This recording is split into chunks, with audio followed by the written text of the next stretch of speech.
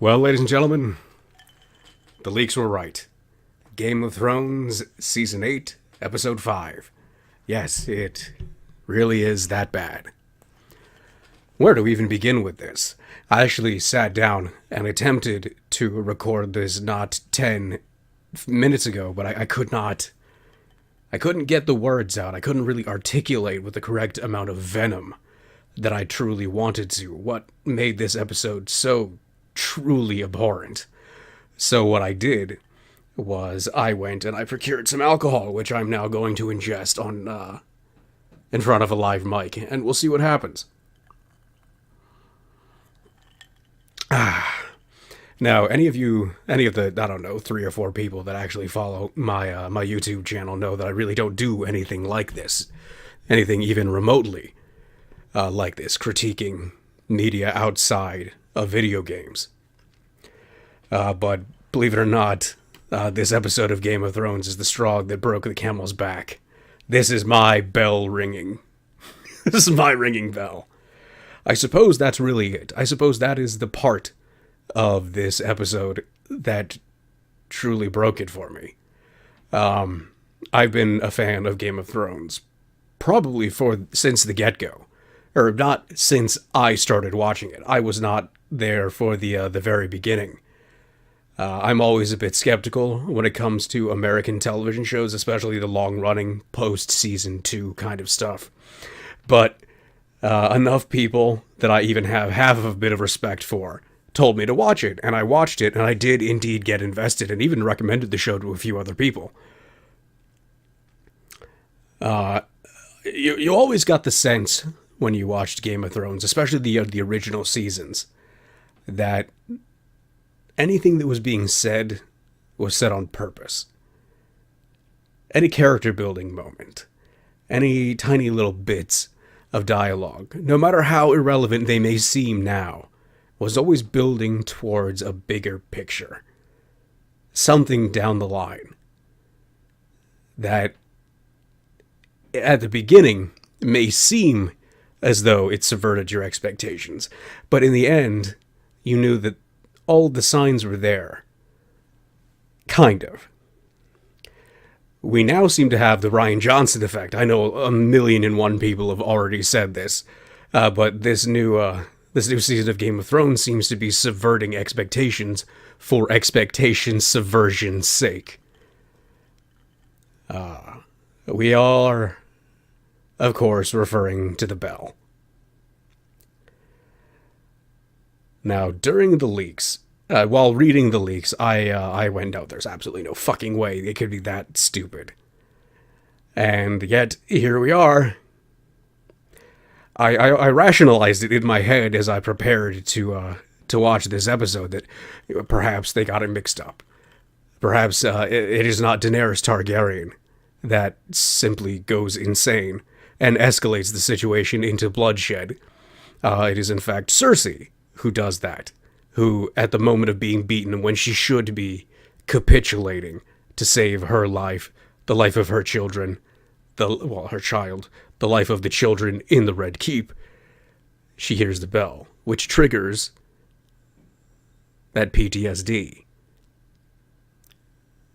from the time where from her traumatic experience with the bells, with when she had to walk down the street naked, basically when she was outed as being fucking gross. But no, it was Daenerys, and I racked my brain, and I could not for the life of me think of an episode or a piece of dialogue or an action that she took previous to that exact moment that gave me any reason to believe that Daenerys Targaryen had any aversion to bells. And for those of you who say, oh no, but D&D expertly set up Daenerys' fall from grace for this, in this season, you can see she becomes more disheveled. They put that weird little makeup under her eyes that makes her look really tired and gross.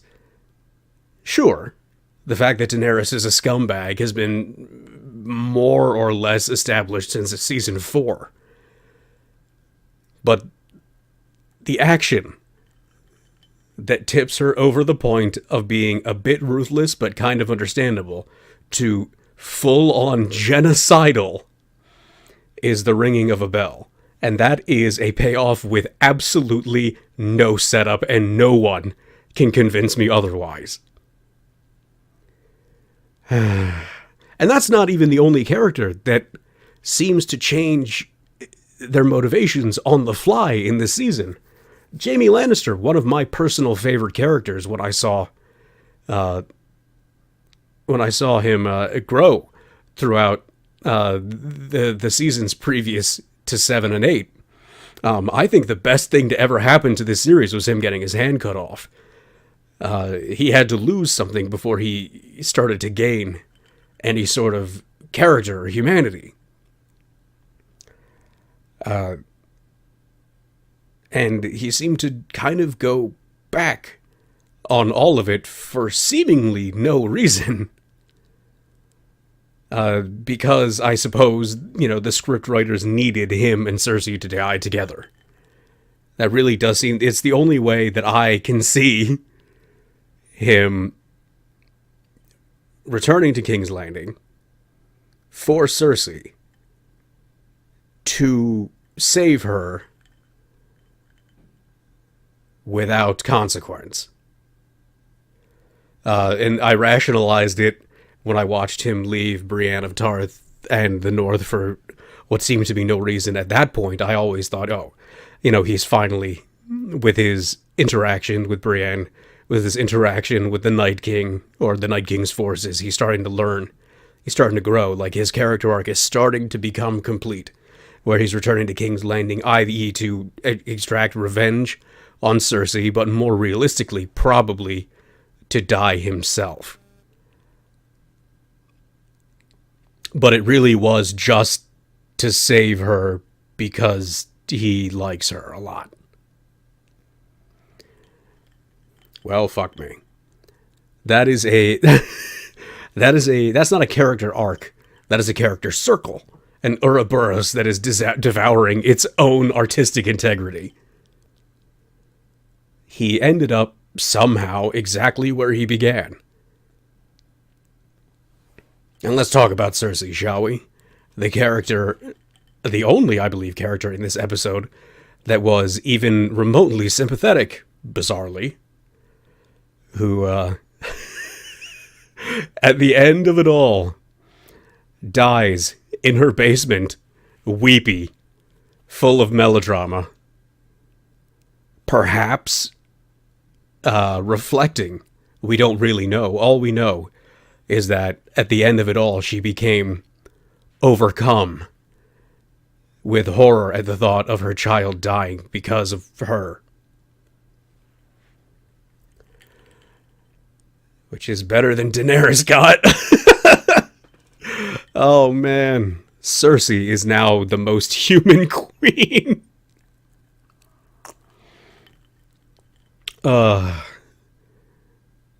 Speaking of queens, Jon Snow.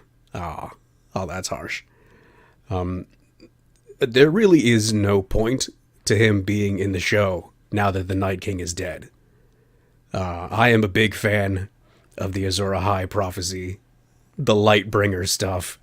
That was all kind of mystical. Humans defying the powers that have been railed against them, the powers that be, becoming greater than themselves. I was definitely in the camp. I suppose now that it didn't happen, we know most of the people were in the Jon Snow Lightbringer battles the Night King camp, which is when subversion for subversion's sake was first thrust upon us, I suppose.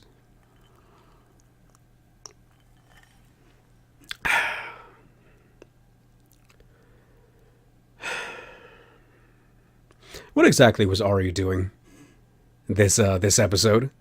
I don't I don't see what her I don't really even know what her character arc is at this point, because she started out as a wide-eyed, slightly impressionable, but young girl, but full of gumption, who a bit of a tomboy who wants to make her mark on the world, doesn't want to be relegated to what people expect of her. Cool.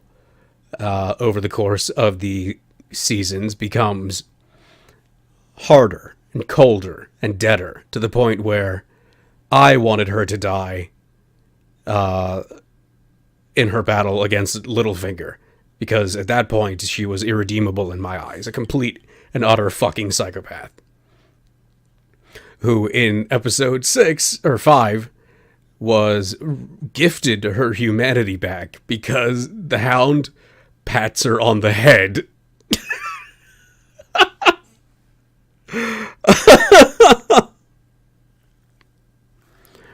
Oh yeah, and the Hound kills his brother. Doesn't really mean much, to be honest. It looked cool, I suppose, you know, the fact that the Hound speared his brother through a crumbling brick wall like he's fucking Gothmog. You know what? Fucking cool. We'll give you that one, D&D. You got visuals. But actually, that's probably HBO, because HBO is where the money comes from for CGI. Also, interesting fact, that HBO told D&D that they were willing to give as much money as they required for a 10-episode Season 8, a culmination of Game of Thrones with as many episodes as they required. And D&D told them no, because apparently they wanted to wrap up Game of Thrones so fast so they can Rian Johnson the shit out of Star Wars.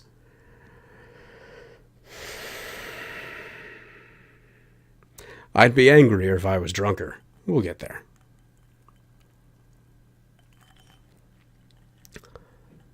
Yeah. Every character interaction here seems forced, seems contrary to the character motivations that they should have, to the characters that they were before, to the characters that they became from all their experiences. This just seems so nothing. It's nothing anymore. Game of Thrones is just another TV show. At this point, you just slap the Netflix original on the top left of the screen, and I honestly would not. I would believe it at this point. It's, I suppose I'm going to raise my now half-empty glass of moonshine.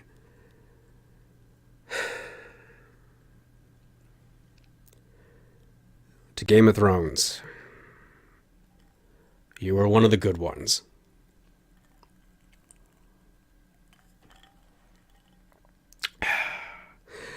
Did anybody notice that after Daenerys went full Adolf Hitler, that we didn't actually get any more face shots of her for the entire rest of the episode? There was absolutely no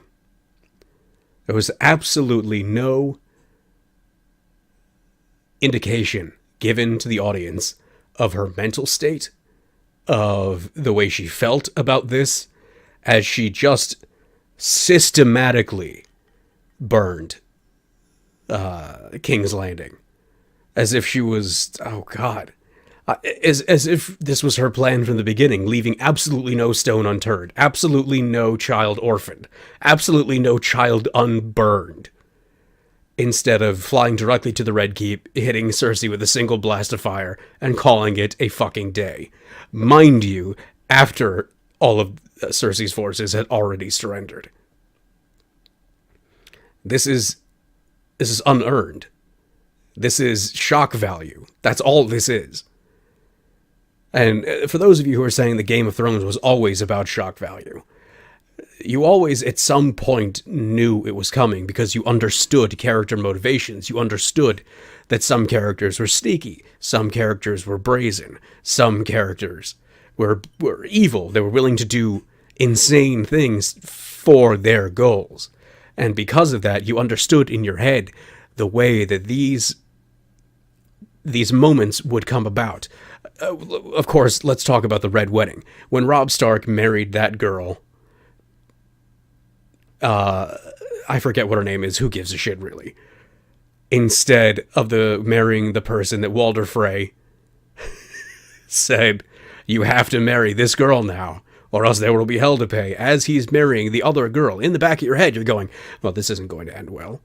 At what point did you see Daenerys committing this genocide? It didn't even cross your mind that Daenerys would start burning these civilians until the fire was on their skin. There was no setup for this. And anyone who says otherwise is lying. Now, I was never on Team Daenerys. I always thought that her punishments, her actions were always a bit ruthless.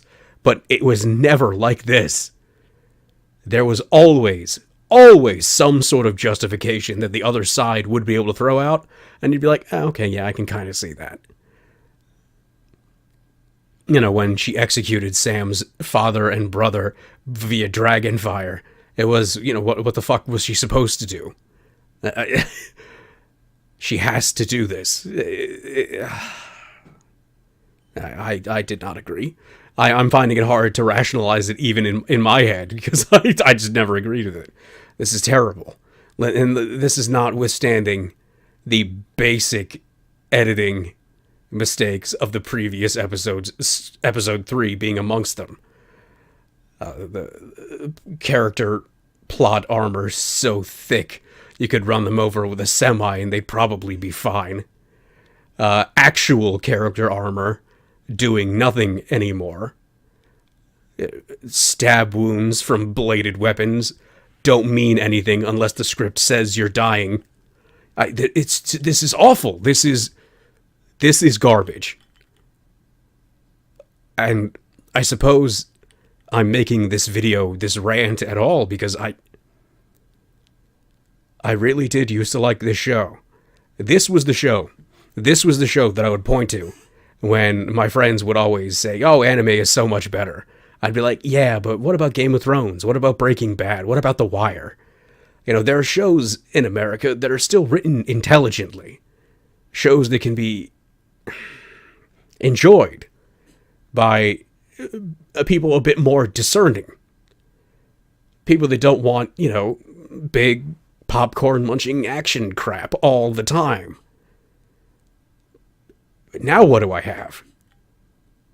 Basically, what I'm trying to say is, I might be Team Anime now.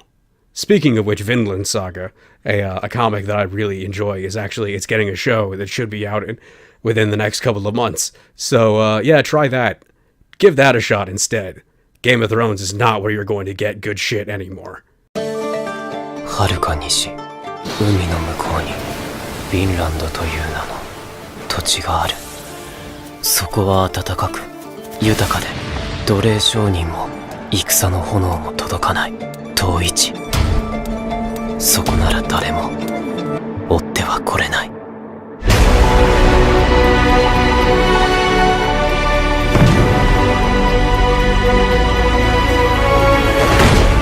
ヨウムの戦士たちよ、私はここだ。大きな戦が始まります。あなたも参戦するのです。逃げてここに来たって。昔人を殺すことで身を立てていたけじめをつける時が来たんだ。通るぜ。会えて嬉しいぜ。あんたから匂いを感じるんだよ。俺と同じ匂いだ。剣が欲しいか、トルフィン。剣は人を殺す道具だ。お前はこれで誰を殺すつもりなんだ。本当の戦士には剣などいらぬ。トルフィン、お前に敵などいない。誰にも敵などいないんだ。